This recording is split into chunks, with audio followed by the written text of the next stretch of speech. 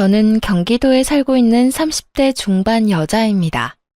3년 전 자기 자식은 귀하면서 남의 집 귀한 딸은 종처럼 부려먹는 시모에게 한 방 제대로 먹이고 이혼해버렸는데요. 이혼을 해버리고 나니 이렇게 속 시원한 걸 그깟 이혼이 뭐라고 또 사랑이 뭐라고 그렇게 아닌 걸 참고 살았나 모르겠네요.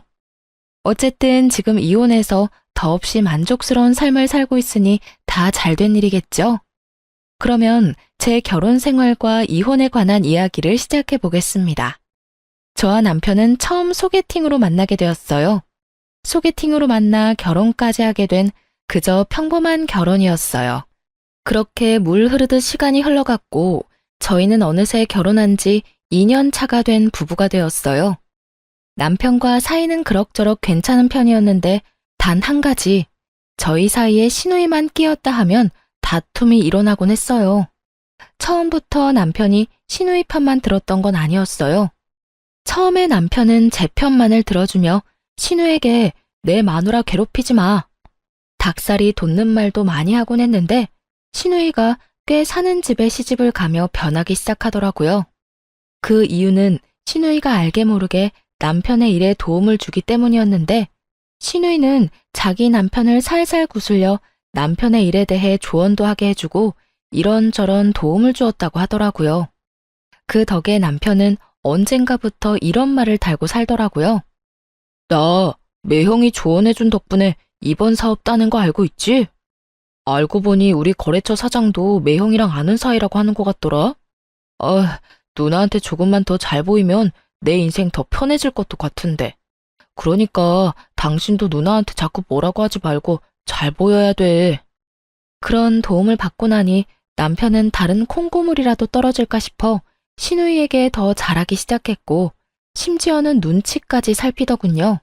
그러면서 자연스럽게 시누이와 제가 부딪히면 저를 홀대하기 시작했고요. 저 역시 시누이에게 무조건 막대한 건 아니었어요. 저 역시도 남편에게 도움을 주니 어떻게 해서든 잘 지내보려고 애썼지만 시누이가 저에게 하는 짓거리는 정말이지 참을 수 없을 만큼 치졸하고 사람 약을 올리는 행동이었어요. 시누이가 처음 저를 화나게 했던 것은 제 물건을 말도 없이 망가뜨리거나 가져가는 행동이었어요. 신혼집에서 가까운 곳에 살던 시누이는 이런저런 이유를 대며 저희 집에 오곤 했는데 사실은 제 물건을 가지고 가려고 그렇게 자주 왔나 싶을 정도로 제 물건을 묻지도 따지지도 않고 마구잡이로 가져가곤 했어요.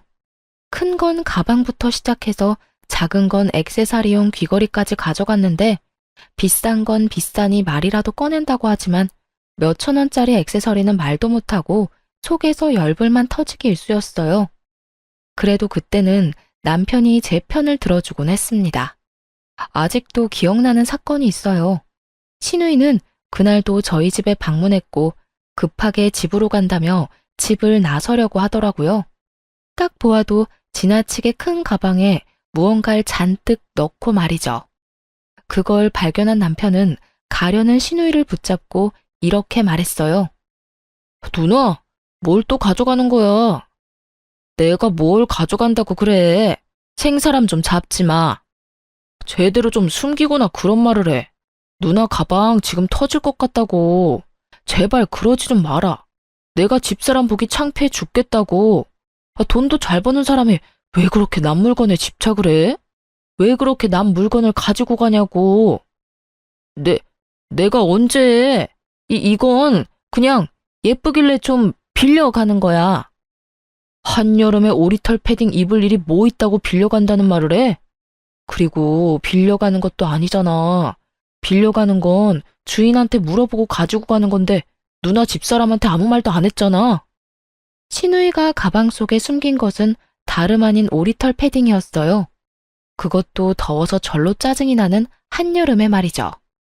시누이는 남편의 핀잔에 민망하면서도 화가 났는지 가방에 구겨 넣었던 패딩을 내팽겨 쳤어요. 치사하다 치사해. 더럽고 치사해서 안 가지고 간다고. 그래, 더럽고 치사하니까 앞으로도 좀 가지고 가지 마. 이렇게 제 편을 들어주던 남편이 참 든든했는데 어느새 남편은 제 편은커녕 형님 대변인 노릇만 하는 사람이 되었더군요. 그날도 형님이 다녀갔고 전 이런저런 집안일을 하느라 형님에게 잠시 시선을 뗀 사이 또 제 물건을 가지고 갔더라고요. 이번엔 립스틱이었는데 친구가 선물로 주며 립스틱에 각인까지 새겨줬던 터라 유난히 애정을 가지고 쓰던 것이었죠. 아, 진짜. 형님 또 가지고 갔어. 또 내 립스틱 가지고 갔다고. 그딴 립스틱 얼마나 한다고 이 난리야. 그리고 가지고 가고 싶어서 가지고 갔겠어? 누나가 어떤 집에 시집을 갔는데 그냥 색이 예뻐서 발라봤는데 어쩌다 보니 가방에 들어갔겠지. 속상했겠다. 누나가 왜 그랬지? 이 한마디가 그렇게 힘든 거였을까요? 전 그 한마디면 됐는데 남편은 끝내 제가 원하는 말은 해주지도 않고 말도 안 되는 이유를 붙여가며 신우이 대변을 하고 나서더군요. 립스틱에 발이 달린 것도 아니고 가만히 있는 신우이 가방에 그게 들어갈 리가 없다는 사실은 남편도 뻔히 알 텐데 저딴 말이나 하고 있으니 화는 더 올라오고 있었어요. 그걸 가지고 갔다고 하지 다르게 할 말 있다고 생각해? 그러지 말고 당신이 뭐라고 좀 해. 당신 말대로 형님은 부잣집에 시집 갔는데 왜 내 물건을 이리도 가지고 가는 거냐고. 아우, 됐어. 사람 치사해 보이게 그런 이야기를 어떻게 해. 그냥 내가 사줄게. 그거 얼만데? 가격이 중요한 게 아니라 선물 받은 거란 말이야. 몇 번 바르지도 않았고. 비싼 거면 내가 직접 형님한테 말했겠지. 매번 말하기도 좀스럽게 꼭 이런 거만 가져가니까 더 미쳐버릴 것 같아. 그만해. 다음에 내가 만나서 잘 이야기할 테니까. 이야기할 생각도 없으면서 저딴 말을 한다는 건 더는 이야기하고 싶지 않다는 남편의 신호였고 저 역시 그런 남편과 실랑이를 벌이고 싶지 않았기에 남편을 한번 쏘아보고선 입을 다물었어요. 그나마 그 모든 것을 참고 살 수 있었던 건 부잣집에 시집간 시누이가 시집살이하며 저희 집에 오는 날이 현저하게 줄었다는 것이었어요. 가끔 와서 작은 물건 하나씩 가져가는 정도야 예전에 비하면 아무것도 아니었기에 저도 큰 소리 내지 않고 그저 하소연이나 하며 넘길 수 있었던 거죠. 그런데 더는 하소연이나 하며 넘길 수 없는 일이 일어나고야 말았어요. 그날은 시누이가 또 갑작스럽게 저희 집에 들이닥친 날이었는데요. 저는 그 당시 임신 준비 때문에 집에서 쉬며 병원에 다니고 있었고 그 때문에 저 역시 조금은 예민한 시기였어요. 그날 역시 병원에 다녀와 집에서 쉬고 있는데 시누이가 장 보러 나온 김에 들렀다며 집으로 들어오더라고요. 시댁이 오죽 답답했으면 장 본다는 핑계대고 우리 집에 왔을까 싶어 친절하게 대해주려고 노력했는데 그런 저의 마음을 아는지 모르는지 시누이는 시댁에서 당한 모든 것을 저에게 쏟아내기 시작했어요. 올케는 집에서 뭘 하길래 집이 이 모양이야? 날이 선 목소리를 보아하니 한바탕 깨지고 온 것이 분명하더라고요. 그렇지 않아도 앙칼진 시누이의 목소리가 2옥타브는 높아진 것 같았으니까요. 전 최대한 다툼을 피해보려 친절하게 대답하려 애썼어요. 집이 어떤데요? 어제 대청소했는데 제가 보기엔 깨끗한데요.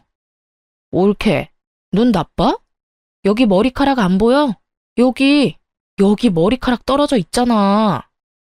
시누이가 가리킨 쪽엔 긴 웨이브 머리카락이 떨어져 있었는데 대충 보아도 그건 시누이의 머리카락이었죠. 전 짧은 단발이었기에 저 길이의 머리카락이 떨어지려야 떨어질 수가 없었으니까요. 형님, 그건 형님 머리카락이잖아요. 그렇게 머리카락을 매만지니까 머리카락들이 버티겠어요? 그래? 어찌되었든 거슬리니까 얼른 치워. 어? 이거 못 보던 건데 새로 샀어? 시누이의 손가락의 끝엔 큰맘 먹고 퇴직금으로 산 명품 샌들이 있었고 전 순간적으로 아차 싶었어요. 뭐긴 뭐예요. 그냥 신발이죠. 이거 명품이잖아. 무슨 돈으로 샀냐고. 올케 혹시 집에서 놀고 먹으면서 내 동생 돈으로 사치 부리고 살아? 그 순간 확 성질이 올라오더라고요. 가정주부가 하는 일이 많다는 걸 누구보다 잘 아는 시누이가 저딴 말이나 하며 남편 등골 빼먹는 여자로 몰고 가니 더욱 화가 났던 것 같아요. 전 시누이의 말이 끝나자마자 언성을 높이며 시누이에게 따지듯 말했어요. 형님, 무슨 말을 그렇게 하세요? 형님도 일 안 하고 집안일만 하는데 놀고 먹기만 하는 거 아니잖아요. 그리고 이 신발 제 돈으로 샀어요. 그간 직장 생활을 하느라 고생했다는 의미에서 제 돈으로 산 제 신발이라고요. 신우이는 제 말을 듣지도 않은 채 명품 신발을 들고 이리저리 살펴본다 싶더니 이내 발을 우겨넣고 있더라고요. 신우이 발은 245 사이즈였고 제 발은 230 사이즈로 아무리 우겨넣는다고 한들 소용없는 짓이었는데 말이죠. 잘 넣으면 들어갈 것 같은데? 형님, 그러지 마세요. 그러다 망가진다고요. 에이, 망가지기는 무슨. 한번 신어보고 괜찮으면 나도 사려고 그래. 있어봐. 이렇게 하면 들어가려나? 형님, 진짜 그러다 뜯어질 것 같아요. 진짜 옳게. 안 뜯긴다니까. 혹시나 망가지면 내가 사줄게. 이까짓 거 얼마나 한다고 이 난리야? 신우이는 인정사정 없이 발을 밀어넣으며 뒤꿈치 온 가죽 끝을 잡아당기고 있었고 결국 뚝 하는 소리와 함께 가죽이 뜯겨나가고 말았습니다. 형님! 어머, 이거 왜 이렇게 됐지? 멋쩍은 듯 웃는 신우이와 깊은 탄식과 함께 얼굴을 감싸지고야만 저의 사이엔 신우이의 얄미운 웃음소리만 맴돌고 있었어요. 그 순간 그간 신우이가 가져간 제 물건들이 떠오르며 참을 수 없는 화가 올라오더라고요.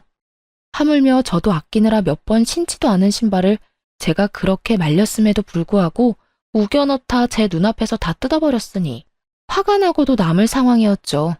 그 순간 정말 눈이 뒤집힌다는 느낌이 들며 신우이를 향해 그동안 쌓였던 울분을 토해냈어요.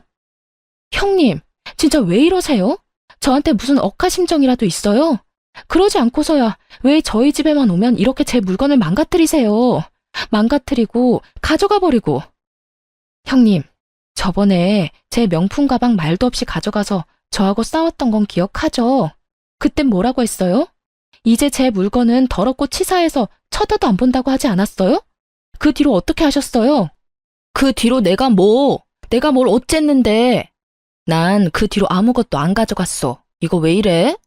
동서 그 정도 피해의식이면 병적인 거야. 병원에 가봐. 생사람 잡지 말고. 신우이는 제가 아무것도 몰라 아무 말도 안 했다고 생각하는지 딱 잡아떼며 저를 무슨 정신병이라도 걸린 사람 취급을 해대더라고요. 저는 그 모습에 더 화가 나 더럽고 치사해서 말하지 못했던 물건들을 집어주며 신우이에게 따져 물었죠. 병원은 형님이 가보셔야죠. 그 정도면 제가 아니라 형님이 무슨 문제가 있는 거라고요. 립스틱, 향수, 머리핀, 스카프 등등. 뭐라고 하기엔 치사한 것들만 골라서 하나씩 가져간 거 제가 몰라서 참고 있는 줄 아세요? 말 그대로 그런 걸로 입대기 더럽고 치사해서 안 한 거예요. 그런데 오늘은 이게 뭐예요? 제가 하지 말라고 분명 말했잖아요. 아니, 옳게. 진짜 말 너무 심하게 한다. 내가 무슨 도둑년이야? 내가 또 언제 내 동생 집에만 오면 동서 물건을 가지고 갔다고 그래. 그러면 아니에요? 올 때마다 꼭 하나씩은 가져가시잖아요. 아니거든. 몇 번 안 가지고 갈 때도 있었거든. 언제요? 있긴 있었죠. 저나 남편한테 딱 걸려서 안 가지고 간 게 아니라 못 가져간 적은 여러 번 있긴 하죠. 옳게. 진짜 그런 식으로 말할 거야? 알겠어. 내가 더럽고 치사해서 옳게 물건은 쳐다도 안 볼 거야. 진짜야. 이까짓 것들 얼마나 한다고 이 난리를 부리는지 모르겠네. 그냥 선물 줬다고 생각하면 서로 편하잖아. 선물도 제 마음에서 우러나야 줄 수 있는 거예요. 형님 같으면 형님한테 선물 주고 싶겠어요? 그리고 매번 이까짓 거 그러는데 다른 건 다 됐고 얼마 되지도 않는 이까짓 신발 가격 문자로 보낼 테니까 오늘 내로 입금해 주세요. 조금 전까지만 해도 당장 돈을 붙일 것처럼 굴던 신우이는 막상 제가 정말 돈을 요구하자 눈을 동그랗게 뜨고 저를 보며 이렇게 말하더라고요. 뭐? 지금 나한테 가족끼리 신발값을 받겠다는 거야? 네, 형님이 이까지 신발 망가지면 사준다고 하셨잖아요. 사주는 거 대신 돈으로 주세요. 형님이 짝퉁을 사줄지 중고를 사줄지 제가 어떻게 알고 신발로 받겠어요? 그러니까 돈으로 입금해 주시고 오늘은 이만 가주세요. 지금 당장 가달라고요. 저는 신우이를 밀어내며 닥달했고 신우이는 그런 제 행동이 어이가 없다는 듯 들고 있던 신발을 제 얼굴에 던져버리고 집을 나가버리더라고요. 그 순간 정말 생각 같아선 신발로 뒤통수를 날려버리고 싶은 걸 얼마나 참았나 모릅니다. 그래서 시누이가 돈을 보내줬냐고요? 아니요. 시누이는 끝끝내 돈을 붙여주지 않았고 그 후론 연락도 저희 집에 발걸음도 하지 않았어요. 고가의 신발값을 받지 못한 건 짜증도 나고 화도 나긴 했지만 빌어먹을 시누이를 안 보는 걸로 그 값을 대신한다고 생각하기로 했습니다. 그렇게 생각해야만 제 화를 다스릴 수 있을 것 같았거든요. 생각보다 시누이가 오지 않는다는 확신에서 주는 심적 안정과 평화로움은 더 달콤했습니다. 이런 컨디션이라면 그렇게 노력해도 안 되던 임신도 당장 될 것만 같은 기분마저 느껴졌어요. 그렇게 평화로운 시간이 지나고 있었는데 어느 날은 시모에게 시댁으로 오라는 연락이 왔더라고요. 이유를 물어도 대답을 해주지 않는 것이 미심쩍긴 했지만 오라는데 가지 않을 수도 없는 노릇이라 무거운 발걸음으로 시댁으로 가게 되었죠. 시댁에 들어서는 순간 저는 경악을 금치 못했어요. 시댁 거실 한가득 절인 배추가 보였고 그 한가운데에 선 시모는 저를 보자마자 일을 시켜 먹으려 들었으니까요. 왔니? 얼른 앞치마하고 오거라. 오늘 김장 좀 해야 해. 네? 김장철도 아닌데 무슨 김장이에요. 아니, 이게 다 몇 포기예요? 얼마 안 되는데 50포기는 넘는데 100포기는 안 될 거야. 그래도 내가 너 힘들까봐 절인 배추를 산 거니까 고마운 줄 알아. 요즘에 이런 시어머니가 어디 있니? 네, 이런 시어머니가 또 없긴 하죠. 요즘 누가 김장철도 아닌 때에 식구도 없는 집에서 100포기씩 김장을 하나요? 심지어 저희 집 김치냉장고엔 김치가 가득한데 말이죠.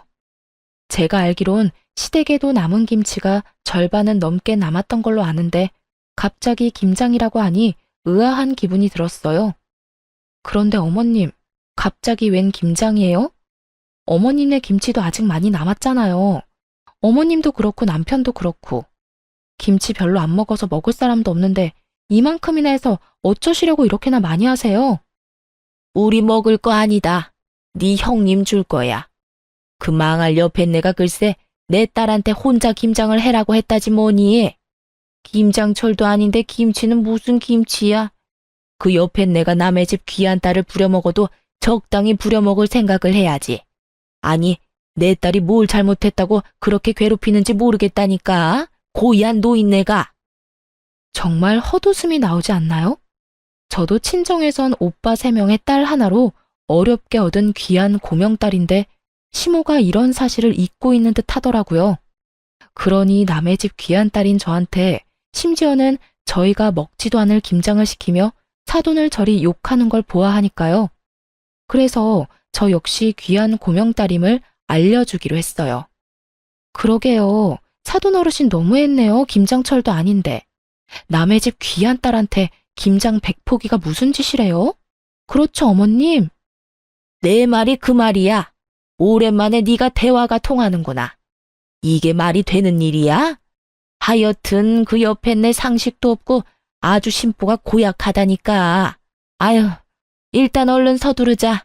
좀 있으면 네 형님 올 거야. 그 전에 우리가 대충 마무리해야 걔는 편히 쉬다가 가지. 그런데 어머님, 저도 저희 집 귀한 딸이에요. 남자만 득실한 집에서 빌고 또 빌어 낳은 귀한 고명딸이라고요. 그런데 그 귀한 고명딸을 어머님께서 김장을 시키시네요? 그것도 형님네 김장을요. 어머님 생각엔 제가 이걸 해야 한다고 생각하세요? 제 말을 들은 시모는 당황하기는커녕 누구보다 태연한 목소리로 이렇게 말하더군요. 넌 내 며느리잖니? 당연히 해야지. 네 시누이랑 너랑 같니? 그 순간 아 하고 깨달음을 얻었어요. 더는 이렇게 살면 안 되겠다는 깨달음이었죠. 시모도 처음부턴 이러지 않았습니다. 물론 조금은 시집살이는 있었지만 남들 다 겪고 사는 선을 지키는 적당한 시집살이였어요. 그런데 형님이 시집을 가며 시모도 점점 변하기 시작하더니 잘못한 것도 없는 저를 못 잡아먹어 안달인 사람이 되더라고요. 시집살이를 당하는 시누이를 보며 자신이 너무 착하게 저를 대했다고 생각했는지 시누이가 당하고 오는 날엔 시누이가 당한 그대로 저에게 해버리는 경우가 종종 있었어요. 그간에는 어떻게 해서든 참아보려고 했는데 더는 참을 수가 없는 지경이었죠. 어머님, 똥 묻은 개가 겨 묻은 개 나무란다는 말 아시죠? 그래, 알지. 그런데 그 말은 갑자기 왜? 지금 어머님한테 제가 하고 싶은 말이에요. 형님이 그리 아깝고 귀하다는 분이 왜 저는 그렇게 식모 부리듯이 부리세요? 사돈 어른이 고약하다고요? 어머님도 지금 만만치 않아요. 뭐? 너 지금 뭐라고 했니? 나보고 고약하다고 했니? 어디 그딴 옆에 내하고 같은 취급을 해? 아, 제가 실수했네요. 어머님은 사돈 어른보다 더 심해요. 진짜 기가 막혀서. 제가요, 내리사랑은 들어봤어도 내리김장은 듣도 보도 못했네요. 어떻게 형님 김장을 저한테 다 하라고 할 수가 있어요? 제가 무슨 혹은 줄 아세요? 제가 이 집 식모라도 되는 줄 아냐고요. 차라리 식모가 저보다는 낫겠네요. 식모는 월급이라도 받고 그동안 수고했다는 말이라도 듣는데 저는 오로지 욕만 먹으니까요. 어찌되었든 전 이 김장 절대로 못하니까 이 김치들 삶아 먹든 구워 먹든 형님이랑 둘이 함께 잘 해결해 보세요. 이년이 진짜 네가 시어미한테 못하는 말이 없어. 어디 시댁 무서운 줄 모르고 입에서 나오는 대로 뱉어내고 있는 게야. 그리고 네가 한다 만다 결정할 수 있는 문제라고 생각하는 거니? 너는 그냥 내가 시키면 그 입 뻥끗도 하지 말고 시키는 대로 다 하면 돼. 알겠어? 제가 어머님이 기르는 똥개라도 되는 줄 아시나 본데 동물도 어머님처럼 괴롭히면 확 물어버려요. 그건 아시죠?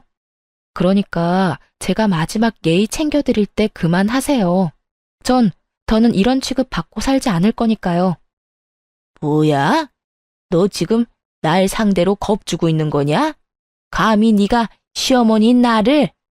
아주 네 버르장머리가 하늘을 찌르는구나. 어디서 보고 배운 거 없이 이따위로 구는 거야? 시모는 그야말로 노발대발 화를 내고 있었고 저는 그러거나 말거나 집에 갈 채비를 하고 있었어요. 그 순간 시댁으로 시누이가 들어왔고 화를 내는 시모를 본다 싶더니 저에게 상황을 물어오더군요. 옳게, 이게 무슨 상황이야? 우리 엄마 왜 저렇게 화가 난 거야? 절인 김치를 보고도 몰라서 묻는 거예요? 형님네 김장은 제발 형님 혼자 알아서 좀 하세요. 나이가 몇 살인데 무슨 일만 있으면 쪼르르 친정에 와서 징징거리는 거예요. 아니, 징징거리고 끝나는 문제면 몰라. 왜 애먼 사람까지 스트레스 받게 만드냐고요. 어쨌든 나는 이 김장 절대 못하니까 형님 혼자 알아서 잘하세요. 저는 바닥에 떨어져 있던 앞치마와 장갑을 시누이 손에 줘버렸고 시누이는 제가 준 장갑과 앞치마를 내려다보더니 이렇게 소리치더라고요. 아니, 내가 이걸 왜 해? 우리 엄마가 올케한테 하라고 시켰다며. 그러면 올케가 해야지. 애초에 이건 형님 시어머님이 형님한테 시킨 거라고요. 이 말이 무슨 말인지 모르겠어요? 이 일은 애초에 내 일이 아니라 형님 일이란 뜻이라고요. 자기의 일은 스스로 하자. 몰라요? 몰랐으면 이참에 좀 아세요. 요즘 5살짜리도 자기 일은 자기가 알아서 한다고요. 너 지금 말 다 했어? 내가 5살짜리 애보다 못하단 이 뜻이니? 아, 다 됐고 내가 다 못 들은 말로 해줄 테니 얼른 일이나 해. 지금 이러고 있을 시간 없단 말이야. 얼른 하라고. 이럴 시간이 없으면 혼자 다 하시면 되겠네요. 전 그냥 집에 갈 테니까. 제가 무슨 호구인 줄 아나 본데 저 호구 아니거든요. 그러니까 이 김장 혼자 알아서 하라고요. 난 못한다고 몇 번 말해? 네가 하라고. 네가 다 하고 가라고. 제 말에 약이 오를 대로 오른 시누이는 제 얼굴에 쥐고 있던 고무장갑과 앞치마를 던지며 끝까지 저에게 생떼를 부리더군요. 처음도 아니고 2번이나 시누이가 던진 물건에 얼굴을 맞아버리니 화가 치솟아 오르며 이대로 가만히 있으면 안 되겠다는 생각을 했어요. 도저히 말로 해선 들어먹을 것 같지 않다고나 할까요? 그래서 전 잘 절인 배추 한 포기를 시누이의 얼굴에 던져버렸습니다. 네, 그 막장 드라마의 한 장면처럼 말이죠. 야, 미친 게 지금 나한테 뭘 던지는 거야? 직접 맞아보고도 모르겠어? 왜? 한 포기 더 맞아볼래? 그러면 알겠어? 너, 너, 나한테 그따위 거 또 던지기만 해봐. 내가 가만히 안 있을 거야? 가만히 안 있으면 어쩔 건데. 그리고 너는 매번 나한테 이것저것 던져댔으면서 나는 왜 안 돼? 너 지금 나한테 너라고 했어? 감히 하늘 같은 형님한테 반말을 해?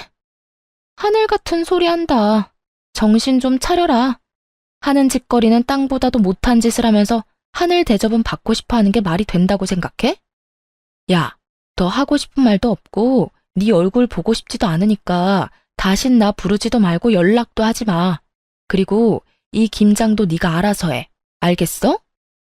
야, 너 진짜 내가 가만 있을 줄 알아? 내가 너 내 동생이랑 이혼시킬 거야. 어떻게 해서든 내 동생이랑 이혼시키고 말 거라고. 그때 가서 후회하지 마. 그때 가서 울고불고 매달려도 소용없다 이거야. 저는 끝까지 정신을 못 차리는 신우이에게 한마디 해주고 시댁을 나와버렸습니다. 나라고 가만히 있을 줄 알아? 너 한 번만 더 이딴 짓 시키면 내가 네 시댁에 찾아가서 그 잘난 사돈어른한테 네가 어떤 인간인지 다 말해줄 거야. 알겠어? 그때 가서 너나 후회하지 마. 나는 네가 내 앞에서 무릎 꿇고 울고불고 빌어도 눈도 하나 깜짝 안 할 거니까. 전 그대로 뒤를 돌아 집으로 돌아왔고 샤워를 한 후 소파에 앉아 화를 식히고 있었어요. 찬물로 샤워를 했는데도 얼마나 화가 났는지 열기가 식지 않더라고요. 가만히 앉아 아무리 생각해도 남편 놈은 시댁 편이나 들 것이 뻔했고 이제는 결정을 내려야 한다는 생각이 들었죠. 시댁 문제만 아니면 남편과 싸울 일도 없을 뿐더러 오히려 사이가 좋았던 편이라 이혼을 생각한 적은 있었지만 그건 다들 한 번씩은 하는 홧김에 잠시 해보는 생각일 뿐이었어요. 하지만 그런 일까지 겪고 나니 더는 이렇게 살고 싶지도 않았고 이 괴롭힘이 줄어들기는커녕 점점 심해질 것이 분명하니 이혼을 처음으로 진지하게 고민하고 또 생각하게 되었죠. 만약 남편이 이 순간의 행동을 똑바로 해준다면 시댁의 발길을 끊고 신우이와 연을 끊는 것으로 마무리하겠지만 그렇지 않다면 이혼해야 한다는 쪽으로 마음이 기울고 있었어요. 그런 생각들을 하며 저는 남편을 기다렸고 8시가 넘어도 온다 간다 소식이 없던 남편은 10시가 넘은 시간에 집으로 돌아오더군요. 그런데 남편은 혼자가 아니었어요. 잔뜩 굳은 표정을 한 남편의 뒤로 짐을 가득 들고 들어오는 신우이가 따라 들어오더라고요. 저는 또 이건 무슨 상황인가 싶더라고요.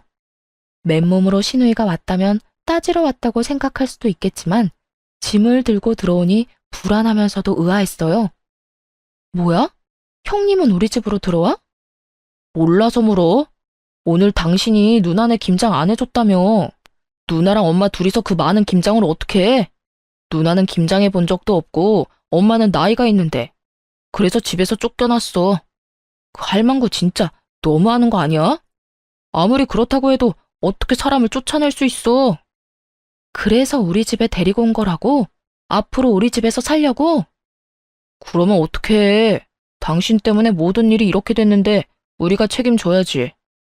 평생은 아니고 조만간 그 집에서 다시 부르면 돌아가면 되니까 그때까지만 좀 같이 살자.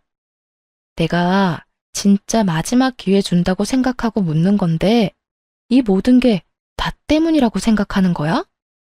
그러면 누구 때문인데? 다 당신 때문이잖아. 그까지 김장 좀 해주면 되지. 왜 안 해줘서 이런 상황을 만들어? 그리고 당신 우리 누나 절인 김치로 싸대기까지 날렸다며? 내가 진짜 그 이야기 듣는데 내가 다 화가 나더라. 여러모로 당신이 잘못했으니까 당신도 아무 말 하지 말고 누나한테 잘못했다고 빌어 얼른. 그렇게 남편 놈은 마지막 기회마저 날려버리는 소리를 해대고 있었고 그 순간 잡고 있던 모든 끈이 끊어져 나가는 소리가 들리더군요. 신발 벗지 말고 너도 나가.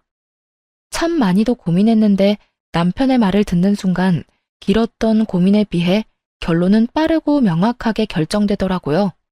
그래서 신발도 벗지 않은 두 사람에게 나가라고 소리쳐버렸고 남편과 신우이는 놀란 토끼 눈으로 저를 바라보더군요. 단연 놀란 것은 남편이었는데 아무리 싸워도 이런 말은 한 번도 하지 않았던 저였기에 순간 잘못 들었나 하는 눈빛을 보내며 다시 물어오더군요. 어?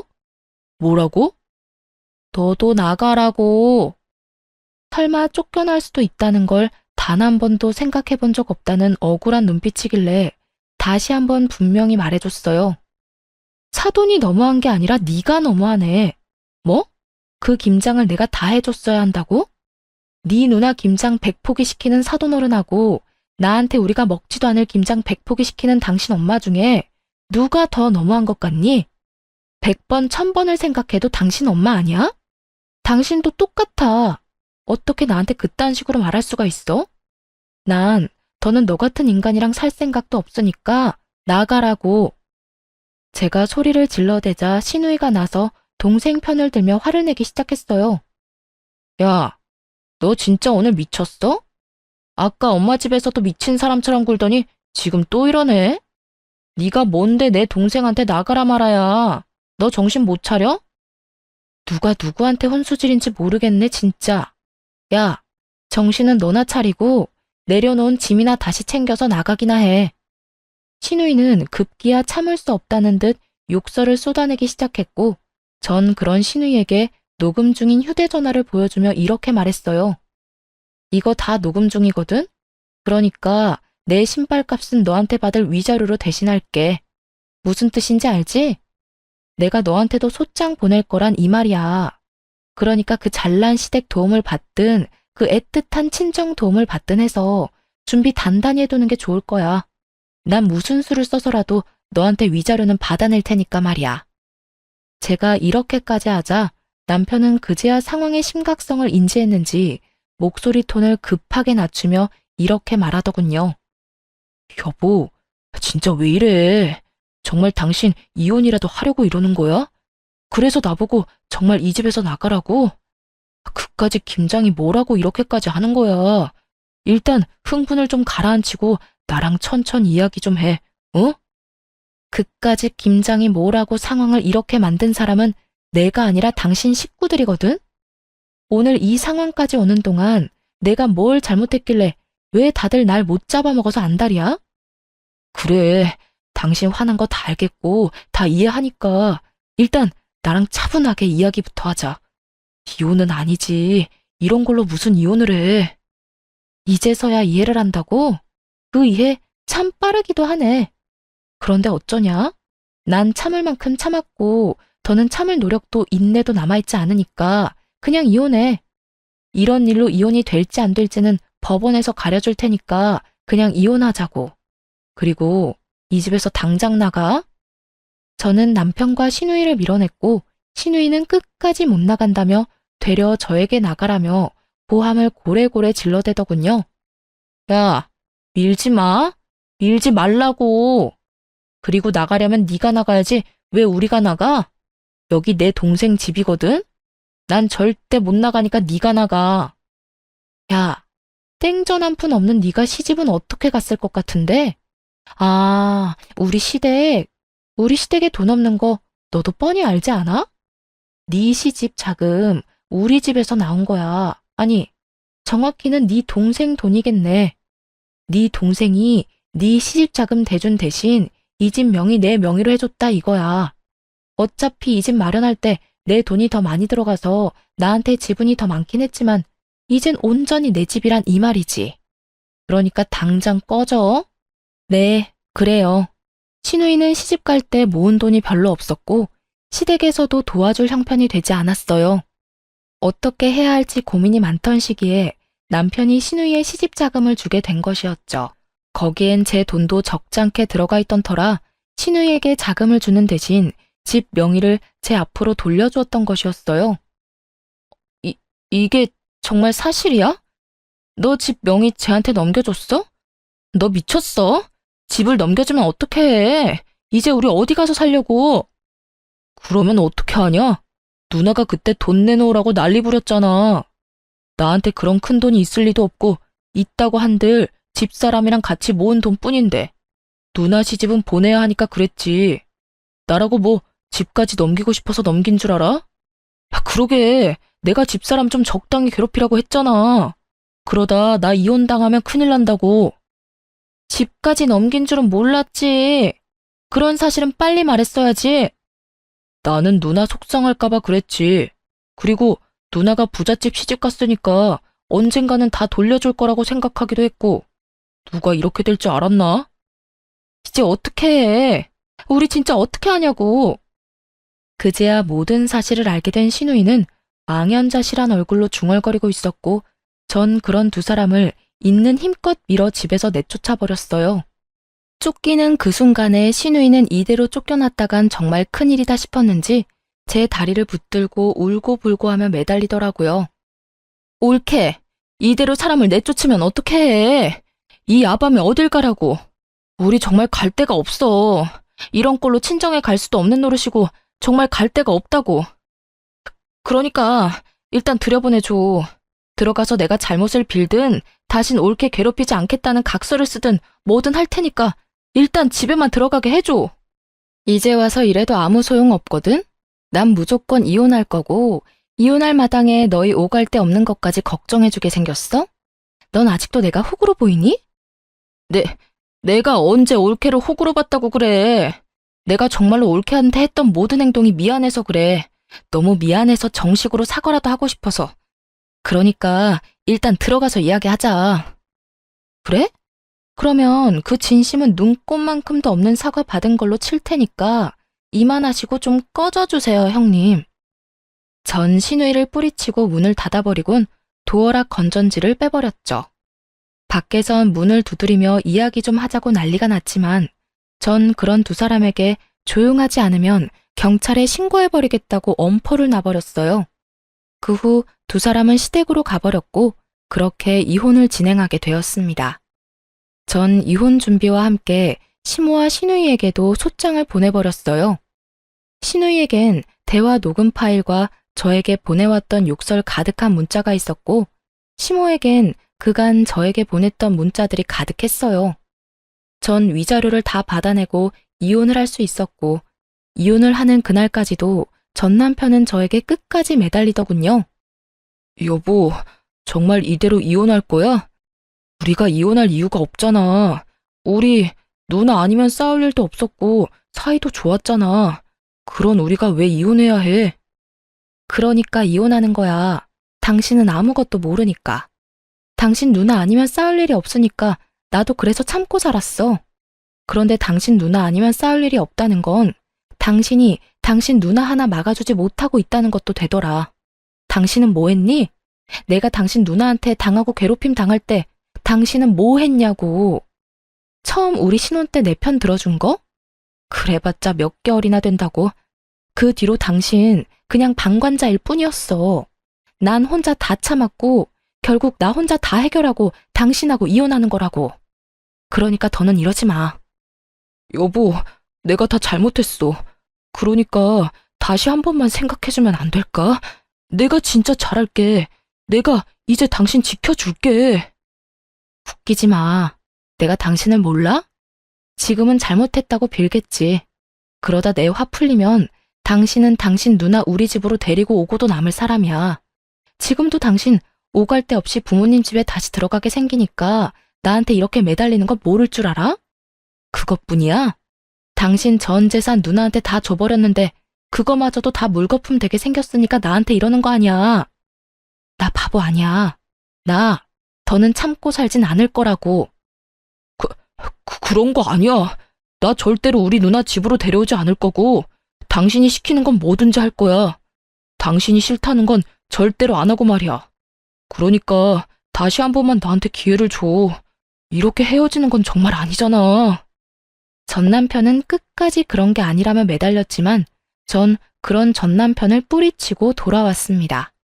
그 후 위자료 문제 때문에 전 남편과 연락할 일이 있어 차단을 하고 있지 않았는데 전 남편에게 전화가 오더군요.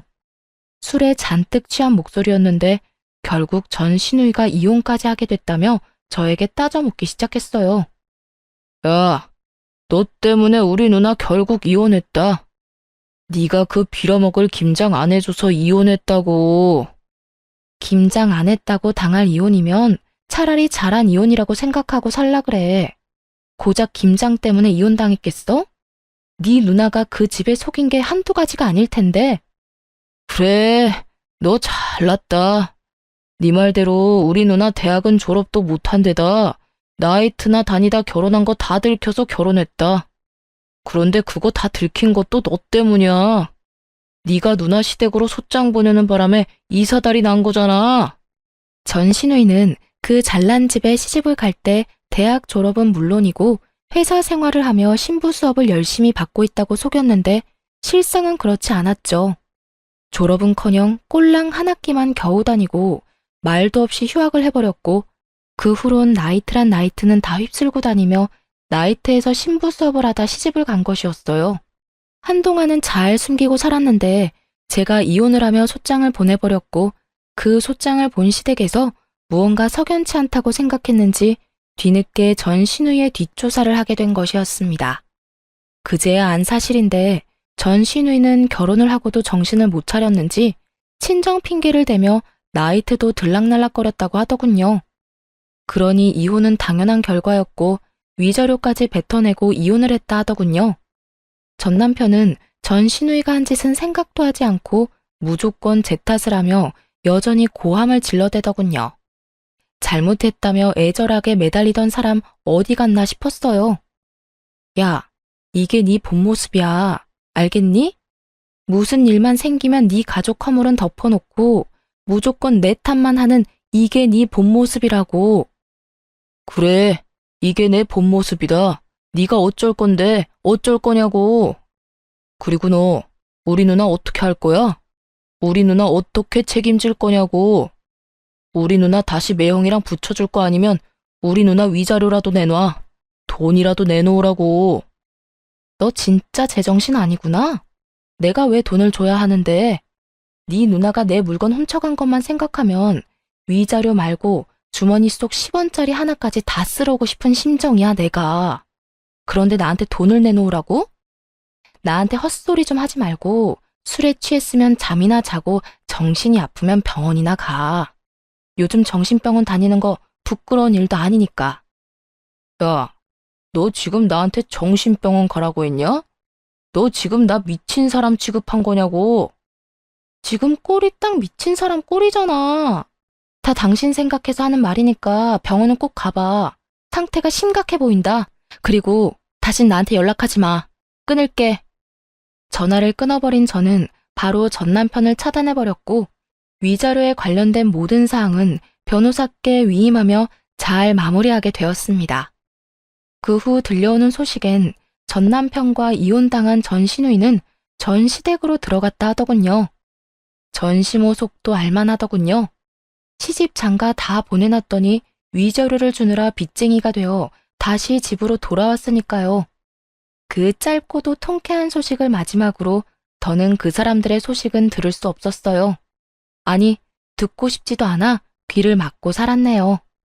그 후 전 집값이 많이 오른 집을 처분하고 혼자 살기 편한 작은 집을 얻어 잘 살고 있어요. 일을 쉰 지 오래돼서 그런지 취업이 잘 되지 않더라고요. 사연을 들어보면 제 취업도 턱턱 잘들 하시던데 저는 그렇진 않았어요. 그래서 엎어진 김에 쉬어간다고 생각하며 휴식기를 보내며 미래를 고민하게 되었고 고민한 결과 작은 가게를 차리게 되었어요. 요즘엔 어느 정도 자리를 잡아 떵떵거릴 만큼 돈을 많이 버는 건 아니지만 생활에 무리 없을 만큼은 벌며 잘 지내고 있습니다. 전 앞으로도 이렇게 소소하게 지내며 큰 욕심 부리지 않고 그저 평범하게 살아보려고 해요. 이렇게 살아가다 좋은 사람이 생기면 연애도 다시 하고 꿈이 생기면 그 꿈을 위해 또 노력하며 살아가려고요. 가끔 저에게 이혼한 걸 후회한 적이 없냐고 묻는 사람들이 간혹 있는데요. 저는 그럴 때마다 이렇게 대답합니다. 왜 진작 이혼하지 않았을까? 그 후회는 한다고요. 이거 하나만 빼면 우리 부부 사이엔 아무 문제가 없는데라는 말은 그 하나를 해결하지 않아 우리가 계속 싸우고 있음을 너무 늦게야 깨달은 것이었죠. 어쨌든 전 이혼을 하고 난 후 후회는 해본 적도 없고 지금 살아가는 이 삶에 만족하고 행복하답니다. 이로써 저의 사연도 끝이 났습니다. 지금까지 긴 사연 함께 해주셔서 감사합니다.